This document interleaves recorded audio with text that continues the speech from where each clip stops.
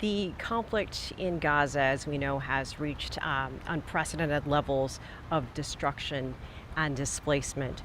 From your vantage point as UNRWA Commissioner General, what is the humanitarian situation on the ground as we speak, and how do you respond to those who argue that Palestinians are being deliberately forced out to make room for Israeli control?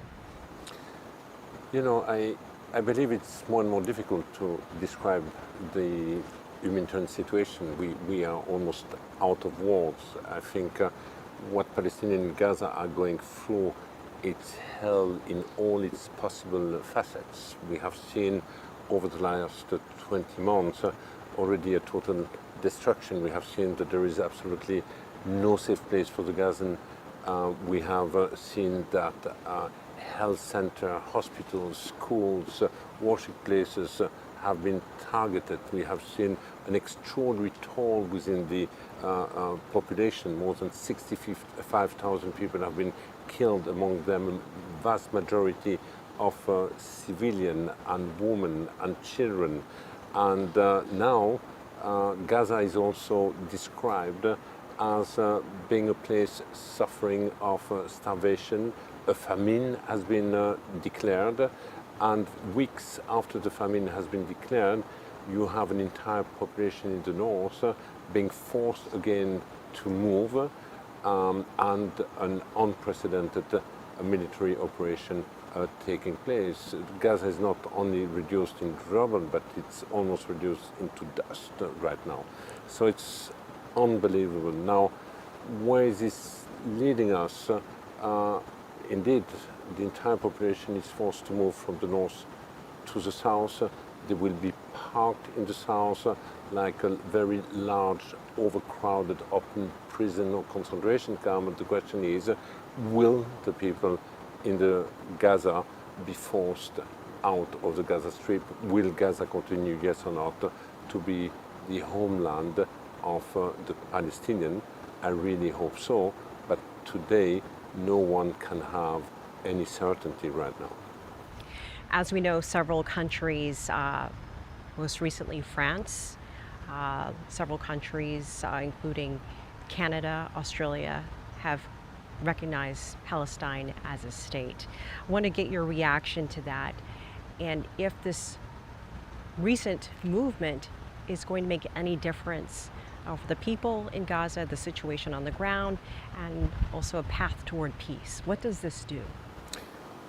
It is true that today a number of countries are also recognizing the state of Palestine. In reality, they are joining already 140 member states who did already recognize the state of Palestine.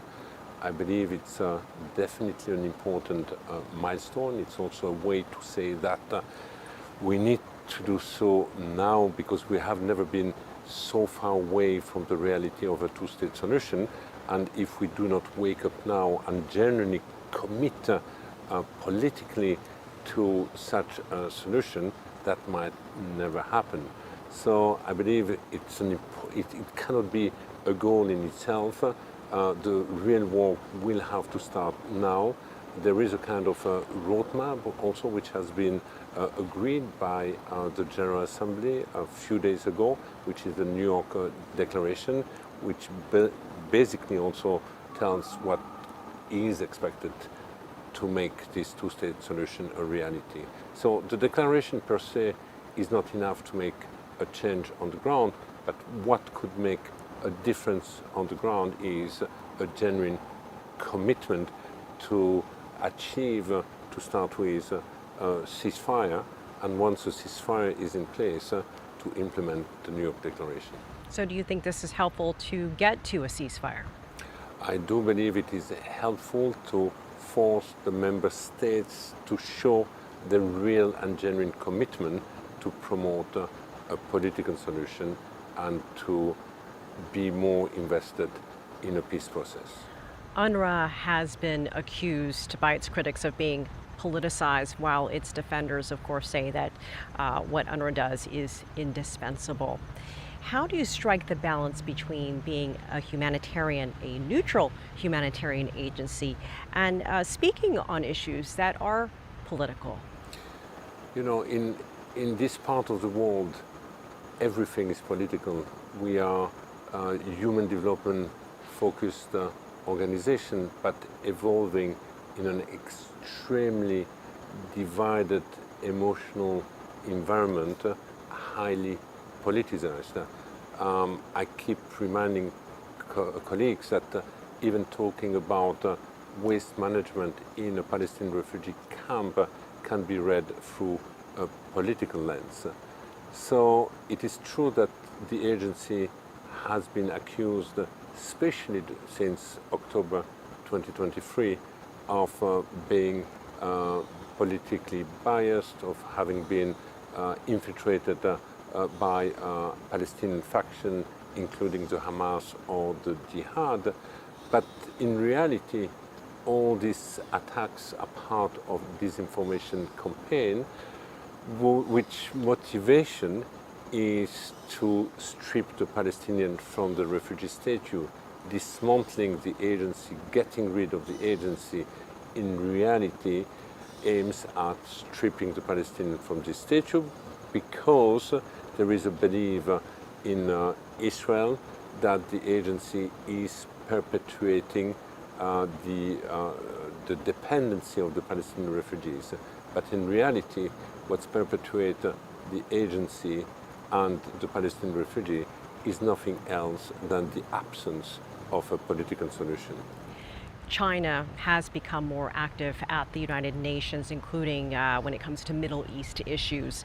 From your perspective, what role can China play in supporting UNRWA's work and contributing to a fair and lasting resolution of the Palestinian question?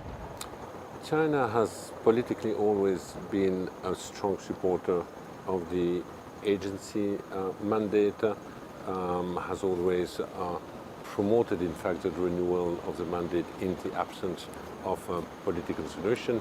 I do believe that China can be much more now involved in supporting also the agency to have the necessary resource to fully implement what member states, including China, expect us to do. We should never forget that the primary role of the agency in the absence of a political solution is to provide public-like services to one of the most destitute communities across the region, being the Palestinian refugees in Lebanon, in Syria, in Jordan, the West Bank, East Jerusalem, and Gaza. Basically, we provide primary, secondary education, we provide primary health, we function like a public-like institution, but we have none of the fiscal tools. We are not covered by the regular budget of the United Nations. We primarily depend on voluntary contribution. And I do believe that in that sense, any political support the agency is receiving from the member state should be accompanied by matching resources. 2025 is a big year here at the United Nations, marking 80 years since its founding. Do you believe that the UN has lived up to its founding principles? And what change needs to happen for it to remain relevant in the decades ahead? Well, it's an important question. There is absolutely no doubt that the United Nations, which symbolize the commitment of the international community into multilateralism, into a rule-based order that we have inherited from World War II, is under assault. We have also seen that an agency like UNRWA is under severe assault. International humanitarian law also is at risk of becoming irrelevant because of its, I would say, double gears application, and especially in the context we were referring to, the Middle East.